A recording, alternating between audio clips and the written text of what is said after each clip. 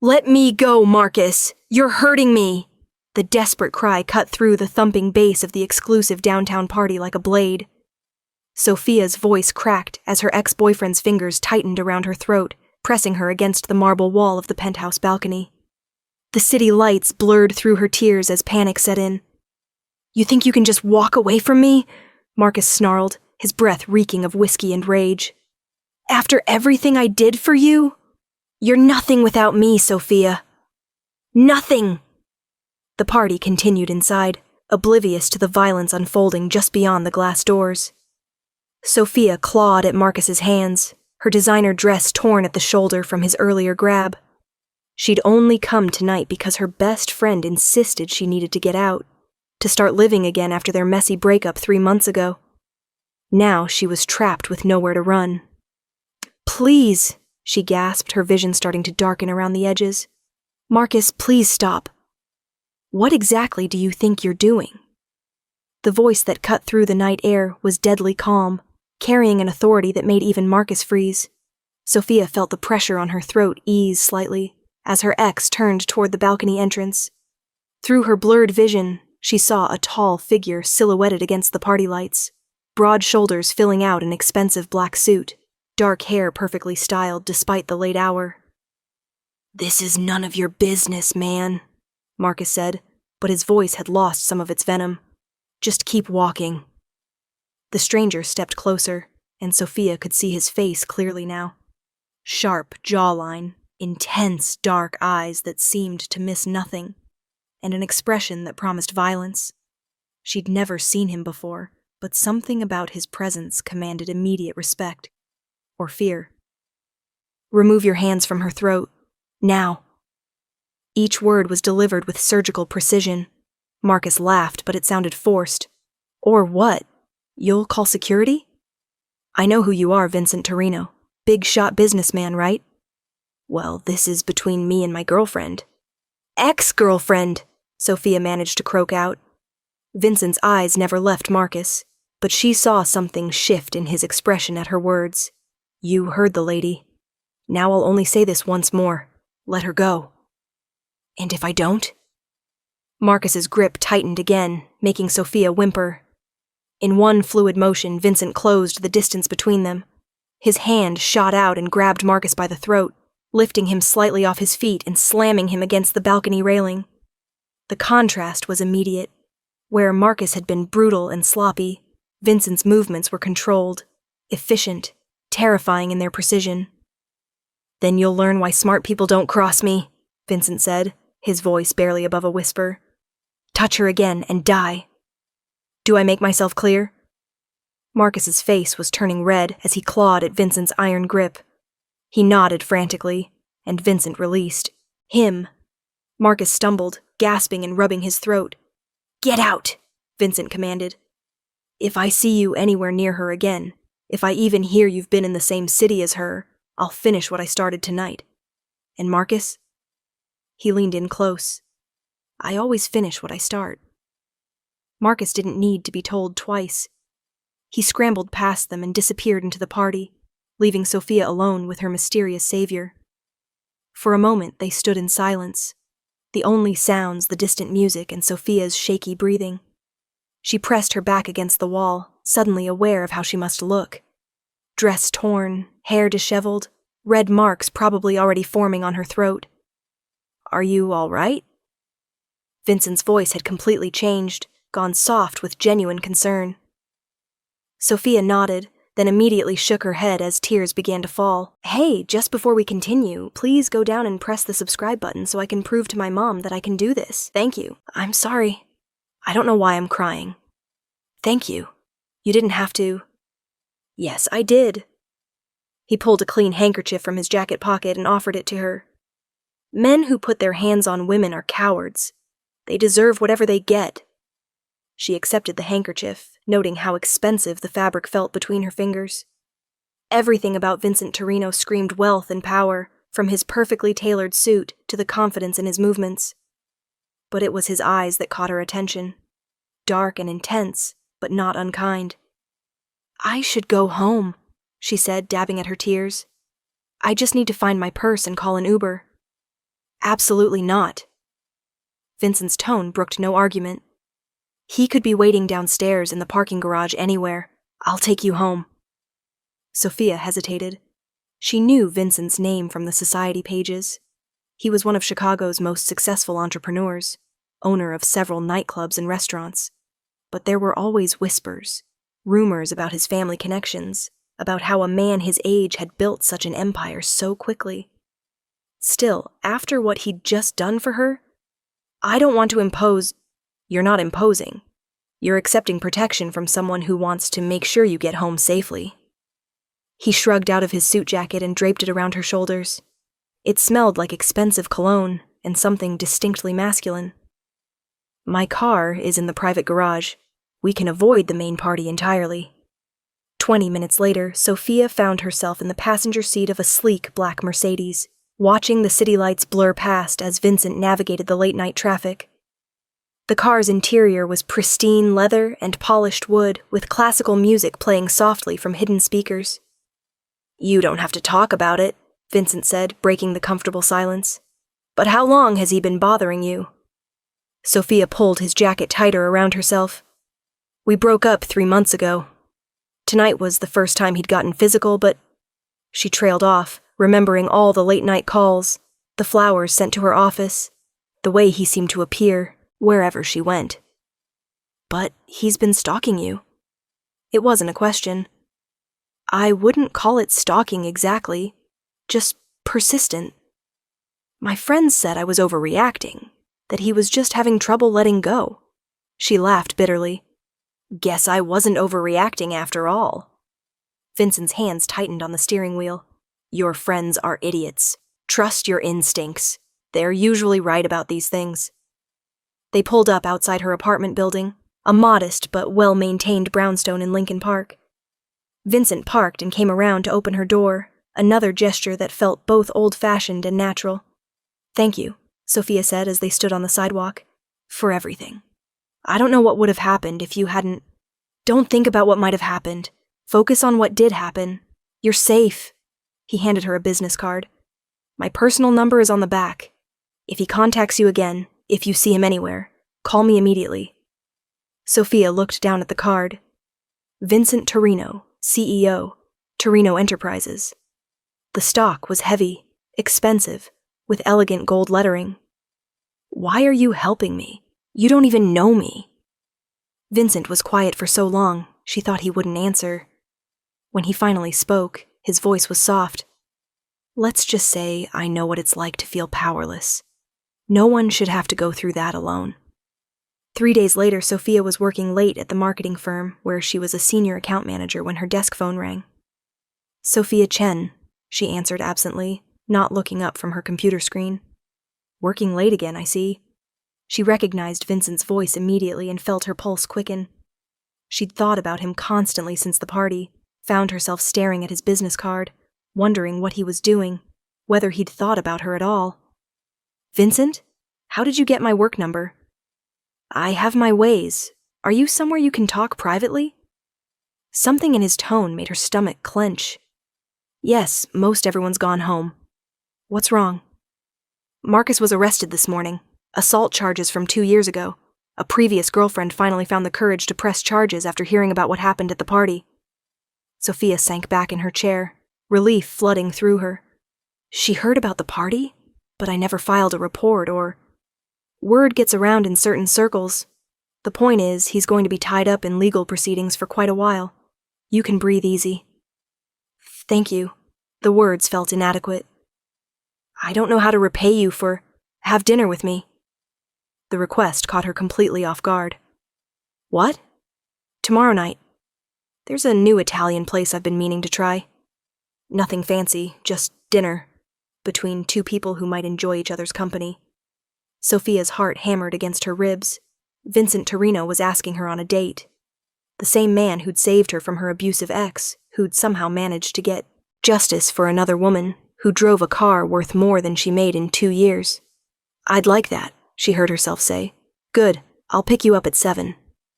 The restaurant was intimate and elegant, with soft lighting and fresh flowers on every table. Vincent had reserved a corner booth that offered both privacy and a view of the city. He'd changed from his usual business attire into dark jeans and a charcoal sweater that somehow made him look both more approachable and devastatingly handsome. "So," Vincent said after they'd ordered wine and appetizers, "tell me about Sophia Chen. Besides the fact that you work too many late nights and have terrible taste in ex-boyfriends." Sophia laughed, surprised by how easy it was to relax around him. "Harsh, but fair. Let's see, I'm 32. I've lived in Chicago for 8 years. I'm addicted to bad reality TV, and I make killer chocolate chip cookies." "Now I'm intrigued. What constitutes killer chocolate chip cookies?" "Secret ingredient," she said with a mock-serious expression. "I'd have to kill you if I told you." "Dangerous words to say to a man like me," Vincent replied, but he was smiling. "And what kind of man are you, exactly?" The question hung between them, loaded with all the rumors and speculation that surrounded Vincent's business dealings. His expression grew more serious, and Sophia worried she'd overstepped. "I'm a man who takes care of what's important to him," he said finally. "I'm loyal to my friends, deadly to my enemies, and I always keep my promises." "That's very diplomatic." "It's honest. There are parts of my life, my business, that aren't suitable for dinner conversation with a beautiful woman. But I've never hurt anyone who didn't deserve it, and I've never broken my word to someone I cared about." The intensity in his voice sent shivers down her spine. She believed him completely, which should have frightened her more than it did. "So, what made you want to start your own businesses?" she asked, steering the conversation to safer ground. Vincent's expression relaxed. "Control. When you work for someone else, you're always at their mercy. They can decide your future, your income, your worth. I wanted to be the one making those decisions." They talked through 3 courses, the conversation flowing easily from childhood memories to travel dreams to favorite books. Vincent was well-read and widely traveled, with strong opinions on everything from architecture to wine. But he also listened intently when Sophia spoke about her work, her family in San Francisco, her volunteer work at the local animal shelter. "A woman who saves abandoned puppies," he said as they shared tiramisu for dessert. "I should have known." "What's that supposed to mean?" "It means you have a hero complex. You can't resist trying to rescue things that need help." Sophia considered this. "Is that what I'm doing with you? Trying to rescue you?" Vincent's laugh was rich and genuine. "Sweetheart, I'm not the one who needed rescuing the other night." "No, but maybe you need rescuing in other ways." Something shifted in his expression, became more guarded. "What makes you think I need rescuing?" "Just a feeling. You're very careful about what you reveal about yourself, very controlled. Sometimes the people who seem strongest are the ones carrying the heaviest burdens." Vincent was quiet for a long moment, swirling the wine in his glass. "You're perceptive, and probably right. But some burdens aren't meant to be shared." "Maybe. Or maybe you just haven't found the right person to share them with yet." Their eyes met across the table, and Sophia felt the air between them charged with electricity. Vincent reached across the table and covered her hand with his. "You're dangerous, Sophia Chen," he said softly. "Good dangerous or bad dangerous? I'm still figuring that out." Over the next few weeks, they fell into a routine. Vincent would call her at work, they'd meet for lunch or coffee, sometimes dinner. He sent flowers to her office, not the overwhelming bouquets Marcus used to send, but single, perfect roses with handwritten notes. He remembered details from their conversations, asked about her projects at work, sent her articles he thought she'd find interesting.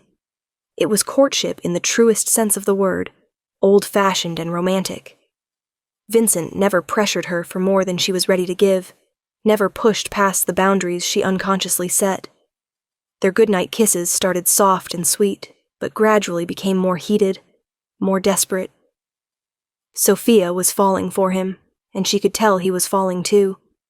But there was always something held back, some part of himself he kept locked away. She told herself it didn't matter, that everyone had secrets, that what they had was real regardless of what he wasn't telling her. The illusion shattered on a rainy Thursday evening in November. Sophia had been working late again, trying to finish a presentation for a demanding client, when she realized she'd left some important files at home. Vincent had been planning to pick her up at 9 for a late dinner, so she called to ask if they could stop by her apartment first. "Of course," he'd said. "I'll meet you there in 20 minutes. But when she arrived at her building, Vincent was already there, standing in the lobby with 2 men she didn't recognize. They were clearly having an intense discussion, their voices too low for her to hear the words, but their body language suggesting disagreement. Sophia hesitated outside the glass doors, unsure whether to interrupt. That's when she heard Vincent's voice, raised in anger. "I don't care what Marcelli thinks he's owed. The territory lines were drawn years ago, and he agreed to them. If he wants to renegotiate, he can do it through proper channels." "And if he doesn't want to negotiate?" one of the other men asked. Vincent's response was cold as winter. "Then he'll learn the same lesson Marcus learned. Some mistakes only get made once." The other men nodded and left through a side exit. Sophia remained frozen outside, her mind racing. Territory lines, proper channels.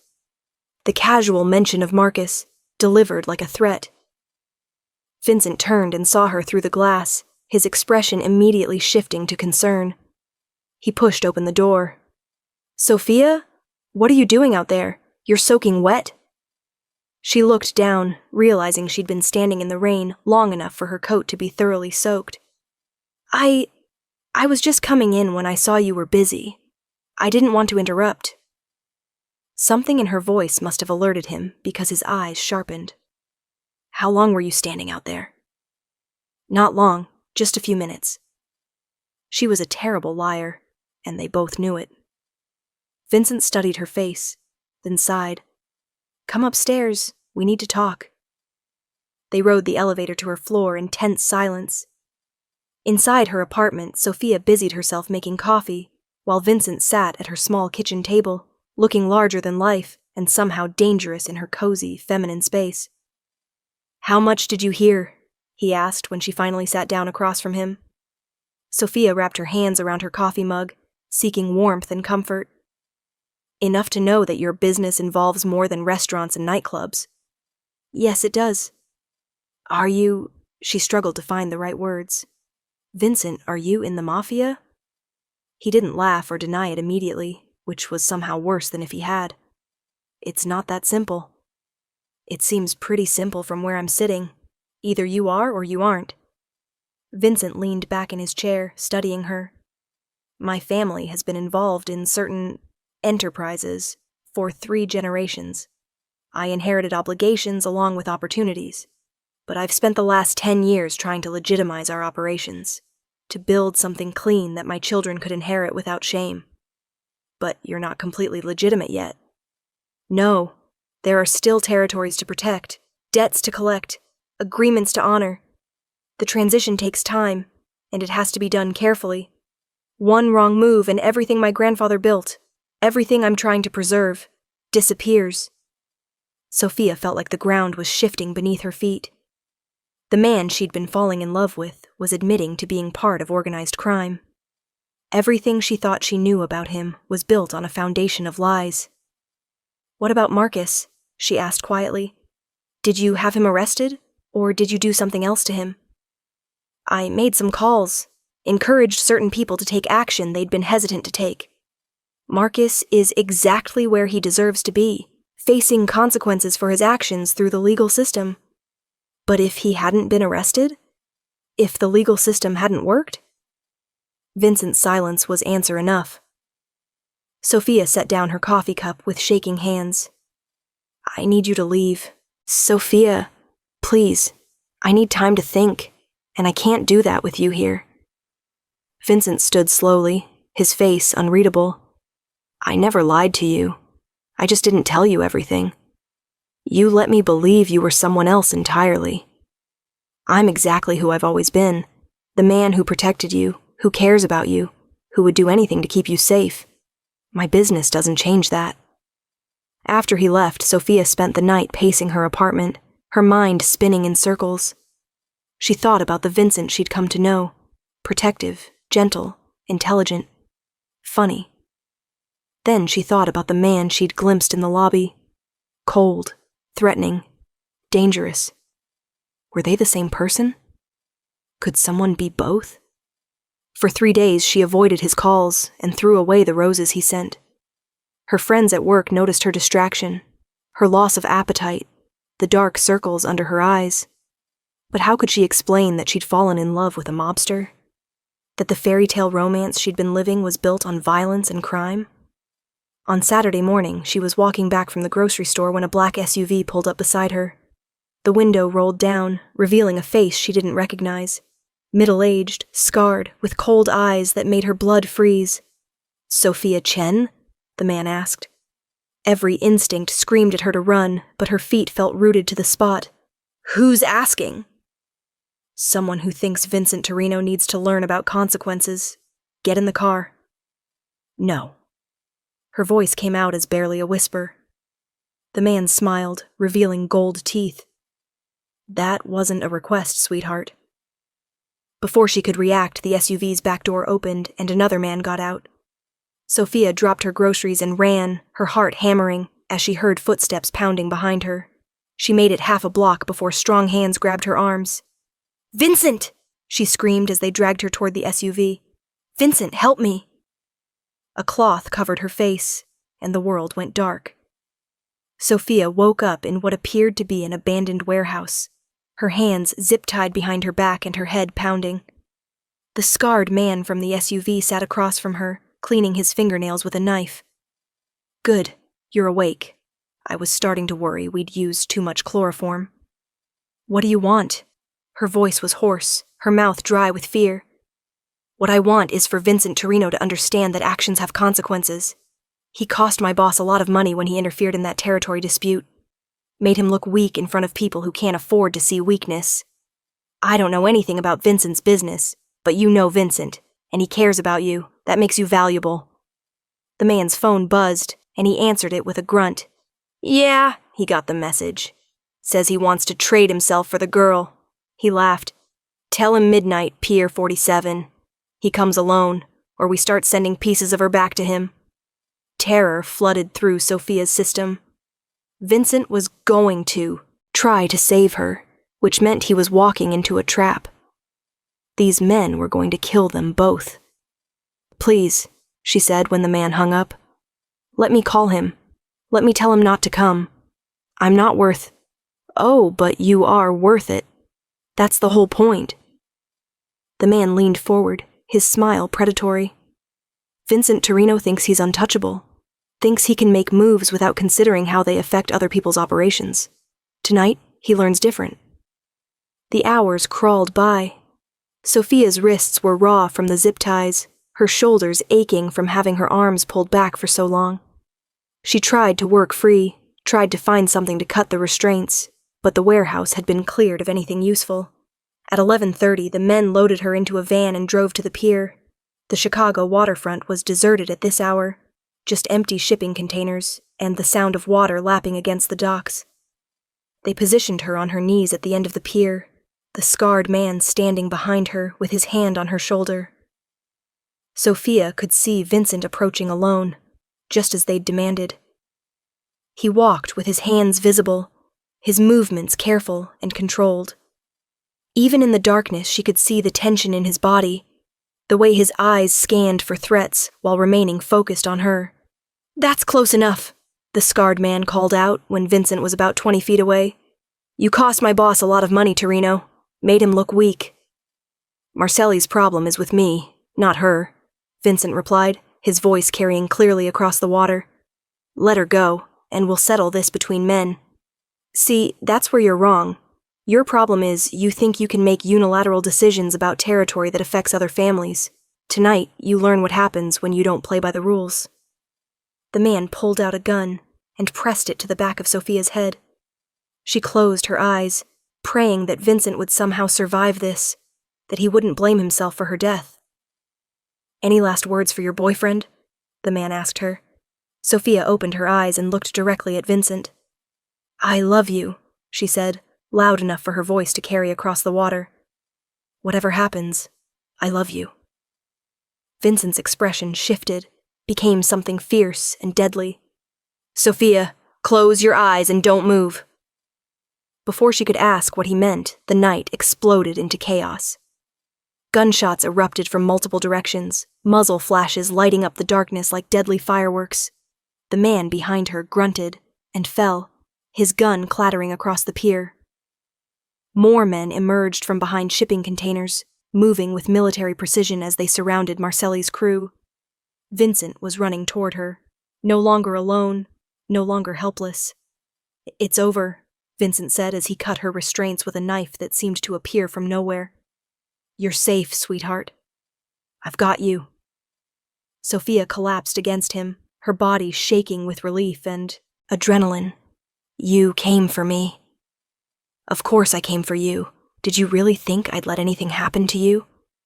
"But they said to come alone." "I've been in this business too long to walk into an obvious trap without backup." Vincent helped her to her feet, his arms supporting her when her legs threatened to give out. "The question is, what do we do now?" "What do you mean?" Vincent cupped her face in his hands, his thumbs brushing away tears she didn't realize she was crying. "I mean, you've seen the absolute worst part of my world tonight. You've been kidnapped and threatened because of who I am, what I do. I won't blame you if you can't handle this life." Sophia looked around at the aftermath of violence, at the men cleaning up what Vincent's world had brought into hers. A week ago, she would have run. A week ago, she would have been horrified by the blood, the guns, the casual efficiency with which Vincent's people had handled the situation. But all she could think about was the moment she thought she was going to die, and how her only regret was that she'd wasted 3 days being angry instead of loving Vincent for who he was. All of who he was. "I was wrong," she said quietly. "About what?" "When I said you let me believe you were someone else. You didn't. You showed me exactly who you are from the very beginning. Someone who protects people who can't protect themselves. Someone who keeps his word. Someone who faces danger head-on to save the people he cares about." She rose on her tiptoes and kissed him softly. "The business details don't change the man you are." Vincent's arms tightened around her. "It won't always be this dangerous. I meant what I said about going legitimate." "Vincent." She placed her finger over his lips. "I said I love you. That means all of you, including the parts that scare me sometimes, including the dangerous parts that saved my life tonight. Sophia." Her name sounded like a prayer on his lips. "Take me home," she whispered against his mouth. "Take me home and show me what it means to be loved by Vincent Torino." 6 months later, Sophia stood in the bride's room at St. Mary's Cathedral, adjusting her veil in the antique mirror. The dress was a dream of silk and lace, fitted perfectly to her body, and flowing into a train that would make a statement as she walked down the aisle. "You look beautiful, sweetheart." She turned to find Vincent standing in the doorway, devastatingly handsome in his black tuxedo. His hair was perfectly styled, but she could see the emotion in his dark eyes. "You're not supposed to see me before the ceremony," she protested, but she was smiling. "I've never been very good at following rules." He closed the door behind him and crossed to her, pulling a jewelry box from his jacket pocket. "Besides, I have something for you." Inside the box was a necklace that took her breath away, a string of perfect diamonds with a pendant that looked like it belonged in a museum. "Vincent, it's gorgeous, but I can't accept. It was my grandmother's. She wore it on her wedding day, and my grandfather made me promise to give it to the woman I married." He lifted the necklace from the box, moving behind her to fasten it around her throat. "She would have loved you." Sophia touched the pendant, feeling the weight of history and tradition. "Are you sure? I mean, given how we met, what I am—" Vincent turned her to face him, his hands firm on her shoulders. "What you are is the woman who saw past the rumors and the reputation to the man underneath. What you are is brave enough to love someone whose world comes with risks and complications. What you are is perfect." "I love you," she said, reaching up to straighten his tie, "even when you break wedding traditions and make me cry before the ceremony." "I love you, too, more than I ever thought possible." Vincent kissed her forehead, careful not to disturb her makeup. "Are you ready to become Mrs. Torino?" Sophia looked at herself in the mirror one more time, at the designer dress, the priceless necklace, the glow of happiness on her face. A year ago, she'd been trapped in a relationship with a man who tried to control and diminish her. Tonight, she'd be married to a man who protected and cherished her, who'd built his entire world around keeping her safe and happy. "I've been ready since the night you saved my life," she said. The ceremony was perfect. Vincent had spared no expense, filling the cathedral with white roses and hiring a string quartet to play as Sophia walked down the aisle. Her father, who'd flown in from San Francisco, beamed with pride as he placed her hand in Vincent's. The vows they'd written themselves brought tears to half the congregation's eyes. Vincent promised to love and protect her, to build a future worthy of her dreams, to be the man she deserved every single day. Sophia promised to stand by his side through whatever challenges came, to love him not despite his complications, but because of his strength, to be his partner in all things.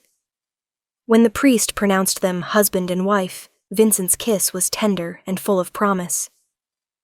The cathedral erupted in applause, but Sophia only heard her heartbeat, and Vincent's whispered, "Hello, Mrs. Torino." The reception was held at the Palmer House, in a ballroom that had been transformed into a winter wonderland of white flowers, crystal chandeliers, and candlelight. Sophia's dress was perfect for dancing, flowing around her as Vincent spun her across the floor during their first dance as husband and wife. "No regrets?" he asked as the music swelled around them. Sophia looked up at the man who'd become her everything, her protector, her partner, her great love. Around them, their friends and family celebrated the beginning of their new life together. Above them, crystal chandeliers cast rainbow light across the room like a blessing. "Only that it took us so long to get here," she said and